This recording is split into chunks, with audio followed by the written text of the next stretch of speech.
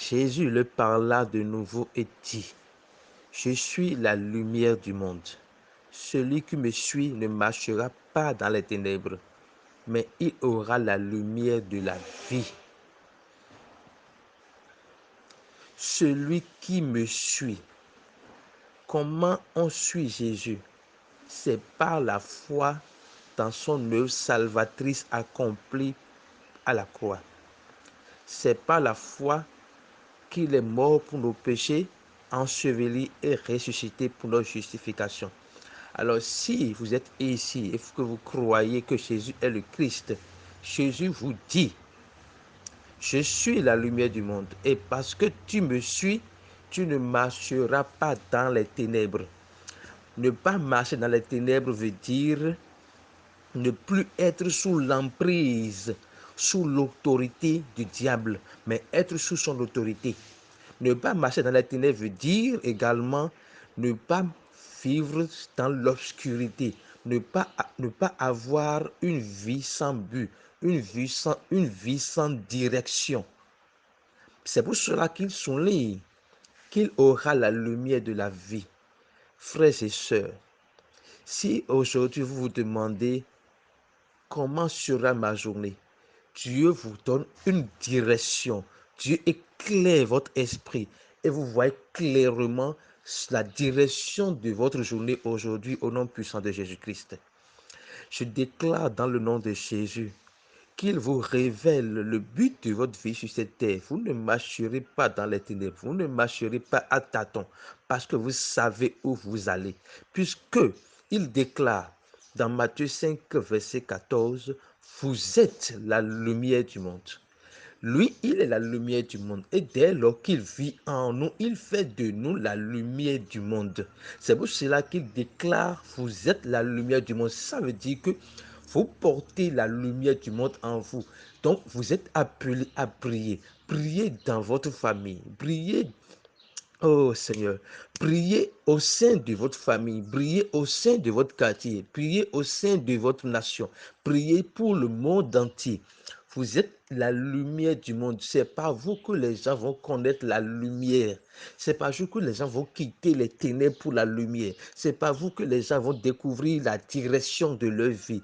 Parce que à partir d'aujourd'hui, Dieu vous libère de tout voile qui vous empêche de connaître votre destinée, de connaître avec précision pourquoi vous êtes sur cette terre. Parce qu'il déclare sur votre vie aujourd'hui, tu es la lumière du monde. Et je compte sur toi pour que là où les ténèbres règnent, que tu fasses régner la lumière.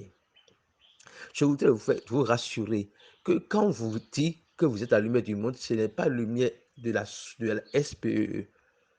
C'est une personne qui vit en vous. Et cette personne qui vit en vous, c'est lui que Dieu a déclaré au commencement que la lumière fut et la lumière apparaît. C'est Jésus-Christ. Et si vous savez que Jésus-Christ est en vous, soyez rassurés. Quels que soient les combats auxquels vous faites face, déclarez, je suis la lumière du monde et je ne marcherai jamais dans les ténèbres. Je suis la lumière du monde et je marcherai de la tête haute. Je vais éclairer les ténèbres. La lumière s'affirme. Elle ne lutte pas. La lumière s'affirme. Elle ne lutte pas. Quelle que soit la puissance des personnes que vous connaissez, qui vous combattent, notez que nous ne combattons pas dans la chair, mais dans l'esprit. Affirmez votre lumière, déclarez votre lumière, et cette lumière va influencer ces personnes-là qui sont sous l'emprise du malin, afin que par votre lumière, ils viennent à la lumière.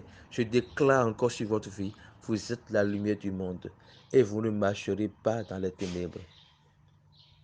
Déclarez avec moi, je suis la lumière du monde.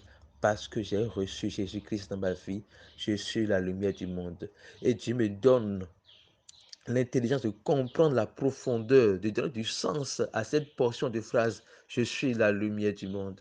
Et Dieu, en me donnant cette compréhension, me donne également la sagesse d'appliquer cela dans tous les domaines de ma vie, dans mes finances, dans ma profession, dans ma famille, au sein de mon foyer, dans mes relations avec les gens. J'établis la lumière que je suis dans ces relations au nom puissant de Jésus-Christ.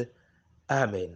Je partage avec vous une petite méditation pour que vous puissiez vous approprier ces vérités au nom puissant de Jésus-Christ. Je vous souhaite une très bonne journée, une journée lumineuse, une journée où la lumière du Christ règne, une journée où votre étoile brillera et vous allez constater cela. Et c'est au nom puissant de Jésus-Christ que j'ai prié. Et je prie avec l'assurance absolue que ma prière est exaucée. Et je vous prie également, lorsque vous avez déclaré ces paroles, déclarez-le avec la conscience que la prière, votre prière est déjà exaucée.